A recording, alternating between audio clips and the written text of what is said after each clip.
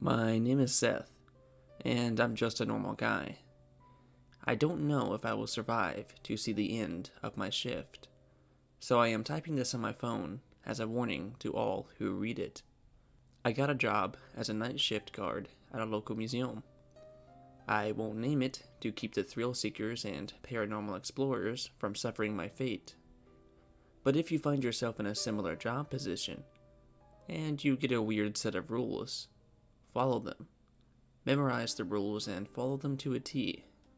Let me start from the beginning. Being a young guy in college, I was looking for an easy paycheck to make ends meet. I wasn't job searching for long when I found an ad for a night watchman on the internet. The list of duties basically included doing a perimeter check every hour and watching some cameras from 10 when the last of the day staff left until 7 when they returned. Since I took day classes, I almost scrolled right past it until I saw the pay. I'm ashamed to say $23 an hour was enough for me to abandon any hope of having a normal sleep schedule. I filled out the online application and went to bed that night, still thinking about the job. I only had class 3 days a week, so I figured I could work 3 nights a week on days that I don't have class, and still have 1 day off. I also thought about how odd the pay was, but who was I to judge how wages were set? I wasn't even college educated yet. The next morning I awoke to an exciting email that basically said I had the job after a brief in-person interview. It listed a time for later that day and a number in case I had to reschedule. I couldn't believe my luck. Landing a job with this kind of pay officially made me a high roller for my friend group. I was prompt for the interview. Not knowing how to dress, I just wore khakis and a polo. Despite feeling a little awkward, everything went well, and I got the job. A gray-haired man in his 50s told me I could start immediately, as long as I was able to learn quickly and could read and understand all of the rules by the weekend. He sent me home with a manual and told me my first shift was Friday. He said I could wear jeans or khakis, as long as I wore the black and white security t-shirt they provided. Everything seemed to be falling into place. I thought, oh, how I was wrong. When I got home, I cracked open the employee handbook and started to read through it. It was just a couple pages enclosed in a paperback binder, so it was a quick read. Most of it was your standard stuff, until I got to the last page. Rules, it read at the top. I started reading down the page. Rule 1. When you first get to the security office, make sure to log into the monitor and check every camera. If you see a man staring into any of the cameras, do not go to that portion of the building for the night. Rule 2. Grab your keys and make sure to count how many there are at the start of every shift. The number doesn't matter, just make sure you remember how many. Rule 3. On each round you take, make sure the gate to the courtyard is closed. If it is open, and you did not open it, sprint back into the building and do not go outside until sunrise. They are loose. Rule 4. If the gate is normal, walk through the courtyard to the back of the building. When you get there, the lights might go out as you walk along the back.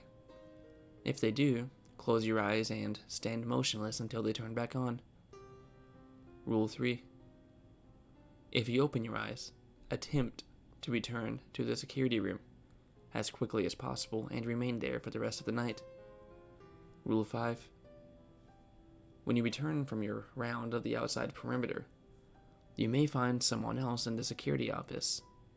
Have a polite conversation with them and resume watching the cameras. Do not give the stranger any personal information, such as your name. Rule 6. When you make your round through the interior of the building, make sure to bring the handgun provided in the top drawer of your desk. You might need it. Rule 7. Walk up the stairs and check each of the exhibits. If any of them are missing or not where they should be, run back to the security office and radio a 1023. If you are chased, you may resort to using the handgun, but this is a last resort only. Rule 8. Repeat rules 1 through 7 every hour until the end of your shift. Rule 9. As a last resort, call 911 and say it's an emergency. You have a 10:23. If help does not arrive within the next 15 minutes, you are on your own. Great, I thought. I knew this job was too good to be true. I was just part of some elaborate prank. I sighed and tossed the rulebook onto my desk, defeated. My first shift was supposed to be tomorrow, but at this point I doubted there was really a position open. I guess it couldn't hurt to show up anyway. Aside from looking silly, it really won't cost me anything. Maybe the rules were just a prank of the new guy, I convinced myself. With that hopeful thought, I applied to a few more places just in case, and went to bed. The next evening I arrived for my first shift, just a few minutes early. When I arrived to the museum, there was just one person there, the security guard I was relieving. "Ah, you must be the new guy," he said. Yeah, this is my first shift," I responded. My mind wandered to the weird rules I had found. I wondered if he knew anything about them. "My name is Thomas. I've been here for a few years now. Never on night shift, though. The security office is to the left when you walk in the main entrance. Everything you should need for the night is in there." He turned and started to walk out. "Oh, and one more thing. Make sure you follow the rules," he said over his shoulder. He power walked out the main doors without looking back, obviously in a hurry to get the hell out of there. I was shocked into silence. Followed the rules. Does that mean this list was serious? Maybe there are perfectly rational explanations for all of them.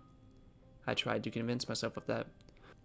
Despite trying, something in my brain told me that it wasn't true, like the voice I thought to myself in was being whispered to by something deeper and more primal. I turned around to face the museum. The entrance was to my back, and to my front, a large room, with the staircase that wrapped up the middle. The ceiling had skylights, probably 100 or so feet in the air. To my right, the admissions desk, and all around me hung different models of dinosaurs and charts showing facts of natural science. I hung a left and made my way to the security office. It wasn't far from the main entrance. A large steel door stood in a reinforced door frame. At least it doesn't look like anyone will be able to get in here, I thought to myself. I entered the office and started to familiarize myself with everything. I still had a few minutes until my shift officially started. The room was rectangular, with a long desk against the far wall. To be honest, it was more of a closet, just enough room to walk between the desk and the wall. At one end, the door, and just a few steps to the other end, several monitors displayed the security feeds. It was at that moment that something hit me. Rule 6. When you make your rounds through the interior of the building, make sure to bring the handgun provided in the top drawer of your desk. You might need it. The thought crept over me like a cold chill. If there really is a handgun in this drawer, I thought to myself, then the chances of this being a joke are slim. Like I said earlier, part of me already knew what I would find.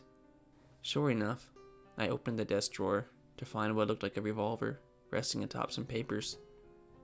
My heart sank as I realized my fate was sealed. The gravity of the situation hit me. My life would be in danger if I did not follow the rules. I checked my watch with haste. 10 o'clock sharp. I instantly thought about Rule 1. When you first get to the security office, make sure to log in to the monitor and check every camera. If you see a man staring into any of the cameras, do not go to that portion of the building for the night.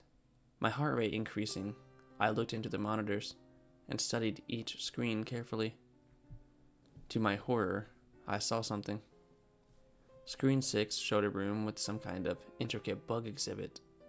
Standing in the corner, the silhouette of a tall man. The cameras were in night mode, as many of the lights were off. This made everything pretty much either a shade of gray, black, or white. For this reason, I couldn't tell if the man was actually wearing all black, or if he just appeared that way. Even with the low quality, I could make out a horrifying truth. He was tall and impossibly thin. His arms hung at his sides, lower than they should have, disappearing into the shadows. Oh, and his face. It was so pale. This could have just been a trick of the light, but it seemed fuzzy, like his whole head was a white blur. I stared in disbelief. Just moments ago, I was certain the rules were real, but I was already having doubts. Just then, the man moved, taking a step forward and out of the shadows towards the camera. I jumped for some reason. The rules hadn't said anything about him moving. I picked up the handbook and looked for the page that had the contact information in case of emergencies. Finally, I had found the number of the night manager. He left before 10, but he was listed as an emergency contact. I started dialing furiously on my cell phone. After hitting call, I looked back to the monitors while the phone rang. I was shocked to see the man had taken another step. Someone picked up by the third ring. Hello, Seth. I figured you would be calling me about this time. Hearing him call me by name was weird and hard to comprehend. It was like a mental computer glitch. I started to wonder if I had gone crazy. Without me having to speak, he continued talking. The man on the screen shouldn't bother you, as long as you stay out of that part of the museum. Just turn that camera off, and whatever you do, don't go to that exhibit.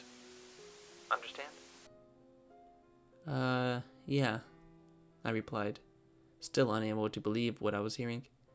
Good. Now, we will double your wages for the night. We understand it may take some time to adjust to such a line of work. Now, only call for help for something that is not in the rules. Call 911 from the office phone. You will be routed to an officer who deals with this sort of thing. Have a good night, Seth. And with that, he hung up. I was starting to accept my situation for what it truly was. Plus, double my wages for the night meant some serious cash. I decided that as long as I followed the rules, everything should be just fine. Right? I don't have to understand what was going on here. Just survive it. I looked back to the camera, the man now halfway across the room.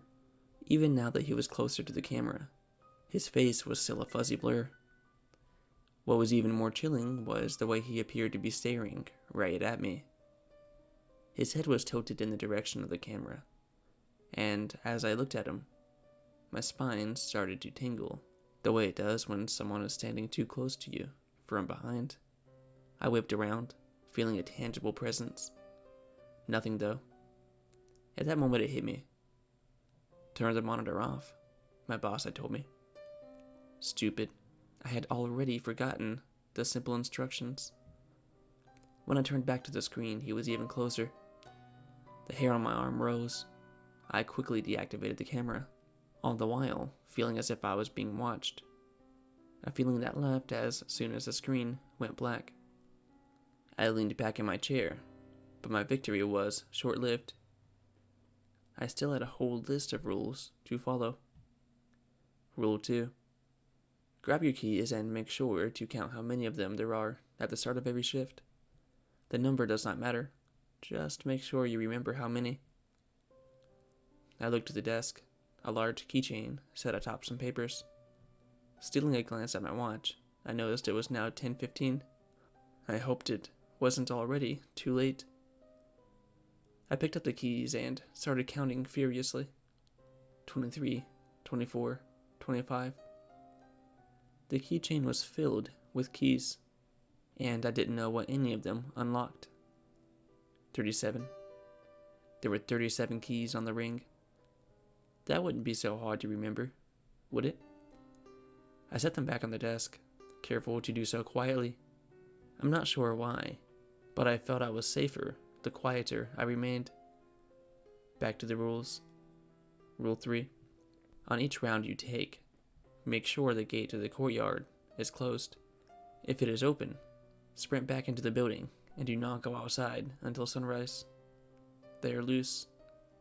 I was supposed to make perimeter rounds at the turn of every hour. I was to start outside in the courtyard. It was surrounded by a tall cast iron fence with anti-climb spikes at the top. The odd thing about it was that they were facing the inside, as if to keep something in instead of out. There were 2 gates, one to the outside, and one to the part of the museum that was off limits, even to me. The rulebook wasn't clear about what was in it or why it was off limits. I spent several minutes looking. Despite this, the list of rules clearly outlined that I was to check this gate and run like hell if it was open. It was 10:40 now, 20 minutes until my first round. I took this time to go through the drawers and look over the remaining papers in the security station. The only other helpful thing I found was a large black flashlight. Cliché, I know. 10:55. I suppose it was time. I stood from my chair for the first time since I had gotten here. I grabbed the flashlight from the desk.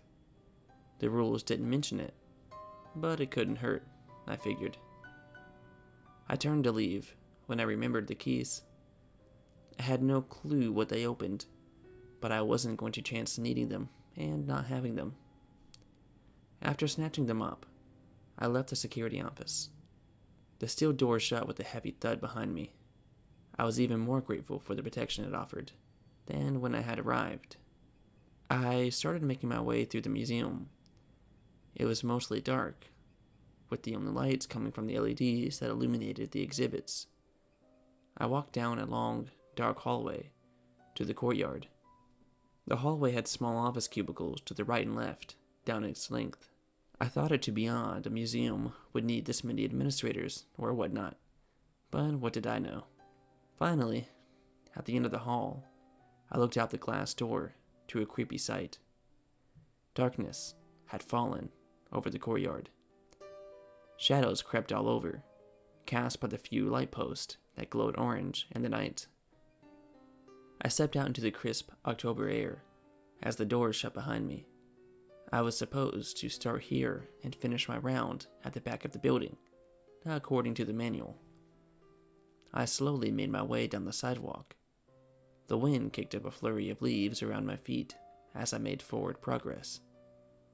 Rounding the corner, relief flooded over me. The gate was closed. Thank God. Feeling slightly better, I started walking again, just a little bit faster this time. At this point, I had made it to the back of the building. It was a straight shot to the rear door, between the fence and the walls of the museum. More floodlights dotted the walls, creating pools of illumination. The space between the lights, however, was abnormally dark. It seemed like the light just stopped, in perfect little oval shapes leading away from the building. On one side of a hair-thin line was a dim glow cast from buzzing bulbs. On the other, an unnatural blackness.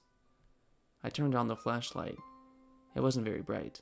Something told me this wasn't the reason it failed to cut into the unnatural darkness.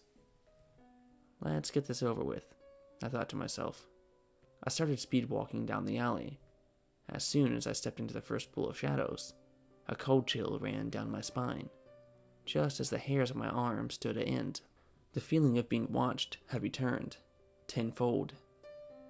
It was the type of feeling that seems to apply physical pressure to your body, as if you're being pushed along by some unknown force. Halfway there, I was almost back to safety. Well, relative safety. That's when the lights, my only beacons of hope, died out. I was suddenly cast into a void of nothingness. Everything was black. Not even light from the stars or other buildings was visible anymore. Rule 4. If the gate is normal, walk through the courtyard to the back of the building. When you get there, the lights might go out as you walk along the back. If they do, close your eyes and stand motionless until they turn back on. If you open your eyes, attempt to return to the security office as quickly as possible and remain there for the rest of the night. I shut my eyes. I thought I had felt vulnerable before, but this was a million times worse. I felt not only like I was being watched, but I could swear that I felt something moving, just close enough to me that I could feel it disturb the air ever so slightly. That's when I heard it, that awful noise. Something was coming towards me, from the direction I had come. That wasn't the worst part, however. It sounded as if something was being dragged behind it on the concrete walkway. Something metallic, like some sort of tool or... I didn't really want to finish that thought. I didn't want to think of all the things it could be. As the sound drew closer, I contemplated running for the door. Every cell in my body screamed that I was in danger. Maybe I would have ran if it hadn't been for my experiences so far. It was now right behind me, still getting closer, still dragging the weapon it would probably kill me with. I closed my eyes, tighter, ready to be struck at any moment. All at once, right as it sounded like the thing would run right into me, the sound appeared to move past me and dissipate like a faint breeze. It felt as if a small gust of wind had struck me. Just then, the lights came back on, with a distinctive click. I opened my eyes, the light from the world now visible again. It's almost like for a few moments I had slipped into some other dimension, or at least got to experience it. I ran to the door and flung it open as I launched myself inside. I made my way through the darkened museum and back to the security office. I opened the heavy door and quickly stepped inside, almost running right into a person. There wasn't supposed to be anyone else there. Then it hit me. Rule 5. When you return from your round of the outside perimeter, you might find someone else in the security office. Have a polite conversation with them, and resume watching the cameras. Do not give the stranger any personal information, such as your name. The man was pretty old, gaunt with a mostly bald head. He was facing me, offering a warm smile. Why, hello there. My name is Charlie, and how are you this evening? I stammered for a moment, trying to wrap my head around the weirdness of this. I am well, Charlie. And yourself? Oh, I suppose I can't complain. Just have a quick question for you, then I'll be on my way. Nervous, he was about to ask me my name or something else personal. I hesitated, but eventually spoke. And what is that? I asked. He replied, the keys in your pocket. How many of them are there tonight? I have to make my rounds and need to make sure all the doors here stay closed. Wouldn't want anything getting out. Getting out? I thought to myself. What did he mean? What things would escape from a science museum? There were 37 keys on the ring. Something else hit me now. How did he know that they were in my pocket? Oh, looks like I have a busy night. Well, I'd better get going. I only have until 3 to make sure everything is locked up tight. They call that the witching hour for a reason, you know. I couldn't help myself. I just had to ask. What are you talking about, sir? His eyes hardened. The warm smile fell from his face. You'll know soon enough, kid. Can't live forever. Enjoy the time you have, because you'll miss it one day. He seemed irritated. Without saying anything else, he walked past me, out the door. Walking away, I could see him clearly from behind. God, how I wish I hadn't looked. My blood ran cold as ice when I saw the back of his head had been blown apart. I could see right into his skull cavity. Liquefied brain and soft tissue ran down the back of his neck and poured from jagged, irregular hole in his head. I backstepped into the room, letting the door slam shut behind me. We all have those shocking moments when we see things we weren't ready for. just like the first time seeing a horrific scene in a movie when you were a child. I don't know if I will ever recover from that. How could anyone be normal after having a conversation with someone who had put a bullet through their head? A conversation with a dead man, that is. I looked at the time. 11:33. I had to do a perimeter sweep of the building inside now. Rule 6. When you make your round through the interior of the building, make sure to bring the handgun provided in the top drawer of the desk. You might need it. Anything was better than thinking about what I had just experienced. I opened the drawer and took the gun, sliding it into my pocket. Very safe, I know. I grabbed the flashlight that was next to useless and began my rounds. Rule 7. Walk up the stairs and check each of the exhibits. If any of them are missing, or not where they should be, run back to the security office and radio at 1023. If you are chased, you may resort to using the handgun, but this is a last resort only. Great, I thought to myself. I made my way up the large, twisting staircase, figuring I would start at the top and work my way down. I started going room to room. Everything was mostly dark, only illuminated by display lights that stayed on all the time. I started to worry when I realized I didn't actually know what the displays were supposed to look like. How was I to know if they moved? I looked at an exhibit of some prehistoric creature and a recreation of some wooded biome. It appeared to be looking right at me, but that's the way they were probably made to look, right? I moved on from that room into a long hallway, made up of many aquariums and charts of fish. This room actually felt normal. It was interesting to look at the fish swim lazily through the water. That's when I heard something. I couldn't be sure, but it sounded like someone had whispered something. I stood silent, waiting to hear it again.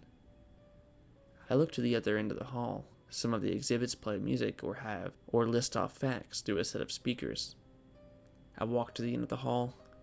It bled into a room full of insects. As I stepped into the room, I could swear I heard something now. It was definitely a whisper. The room was poorly lit, and I had that feeling of being watched again. I quickly raised my flashlight to look at my surroundings. When I did, my heart stopped. Right in front of me was the same bug display I had seen on the monitor earlier in the night, right where I had seen the man standing. I was in the exact spot he was when I shut the camera off. I slowly, with shaking hands, turned the flashlight to look around the room. To my horror, the weak beam of light fell upon a man, impossibly tall and horribly thin. His face was just as blurry as it was in the camera. It was no trick of the light this time. I ran, but it seemed to happen in slow motion. The only sound I could perceive was the wind in my ears as I ran back down the long hallway. I'm not going to call that thing that chased me a man after this point, as when I turned to see if it was gaining on me, I saw it on all fours, crawling at a speed no human could move at. Its arms and legs bent in every direction except where they were supposed to. I turned and focused only on running. It was the only thing that I could do. Should it catch up with me, then so be it. I just didn't want to see it coming. By some miracle, I made it to the security office. I thought about going straight out the front door, but I would never make it. It was gaining on me.